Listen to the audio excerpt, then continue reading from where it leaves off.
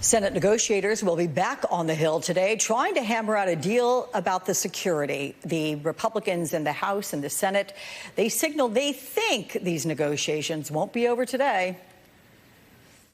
The deal between the Senate and the White House is going to be much different than the House and the overall package. That's what we feel like we're being jammed. We're not anywhere close to a deal. It'll go into next year. Well, joining me right now, Democratic Congressman from Massachusetts, Jake Auchincloss. Welcome back to the show. It's good to see you. So Lindsey Graham there saying he expects negotiations are going to have to go into next year.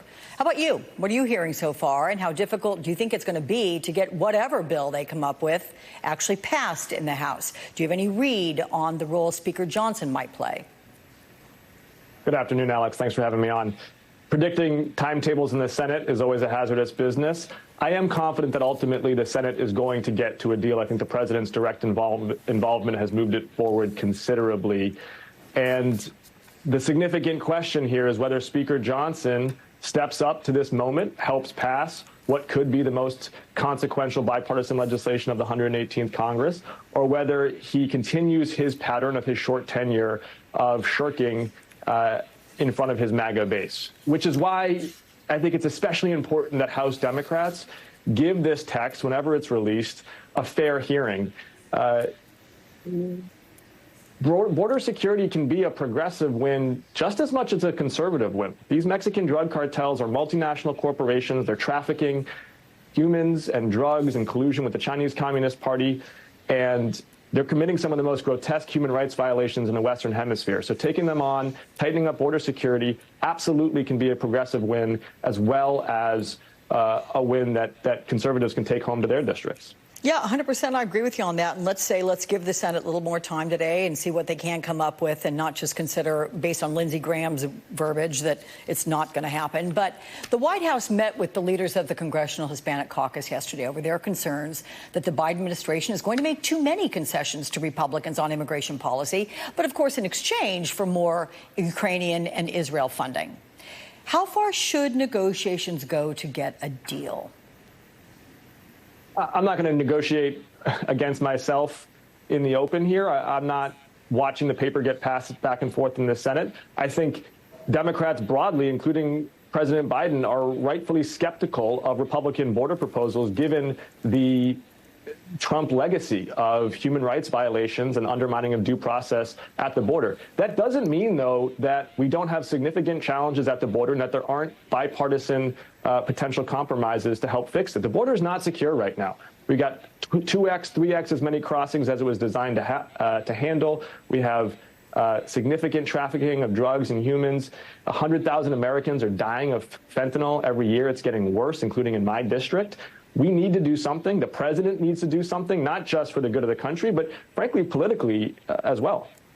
Let me ask you one question, though, about Republicans and what's driving them to be so hardline on supporting more Ukraine funding. Just stand alone, address that. It's a single word, Alex: Trump. If Trump fell down tomorrow and got a concussion and decided he was actually anti-Putin, pro-Ukraine, we would see a magical 180 in the House Republican Conference. Most of these members, I think, at a personal level and an intellectual level, understand that U.S. investment in Ukraine has been the best national security return on investment in the 21st century. We've strengthened the U.S. military-industrial base. We have helped stand for freedom and democracy on the eastern edge of Europe. We have cratered Russia's conventional military capacity. We have sent a message to Beijing that the United States is here to stay, not just in Europe, but in the Indo-Pacific. All of that for 10% of what we spend annually on the Pentagon's budget. This is good foreign policy. If we cut and run, it'll be a disaster for our allies and for our overseas standing. And Republicans understand that, but they're afraid of Donald Trump. Speaking of overseas, Defense Secretary Lloyd Austin, as you know, is in the Middle East today, urging Israel to begin winding down its ground offensive and take a more targeted approach against Hamas.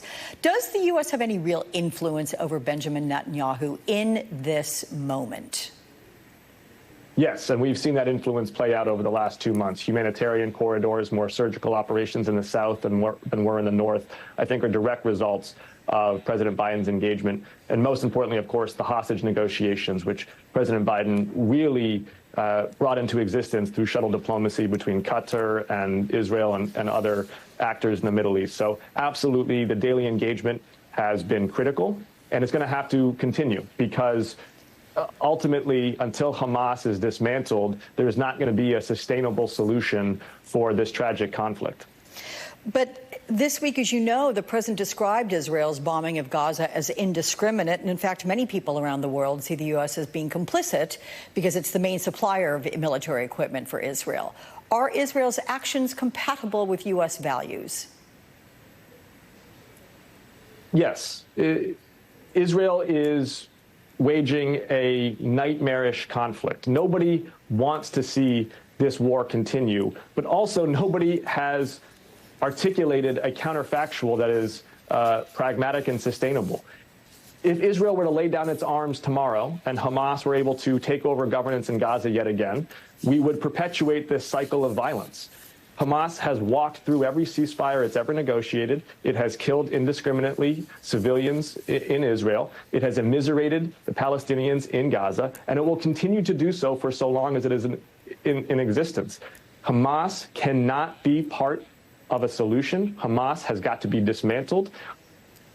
Ideally, Hamas would sign on to the law of armed conflict, release its hostages, stop using Palestinians as human shields, and engage the IDF as combatants. That would hugely, hugely lower the human cost of this war. But they're terrorists, and so they're not willing to do that. And this is the conflict now that Israel has to wage. All right, Massachusetts Democrat Congressman Jake Auchincloss, very good to see you. Happy holidays if I don't speak to you before. Thank you. Coming up later, the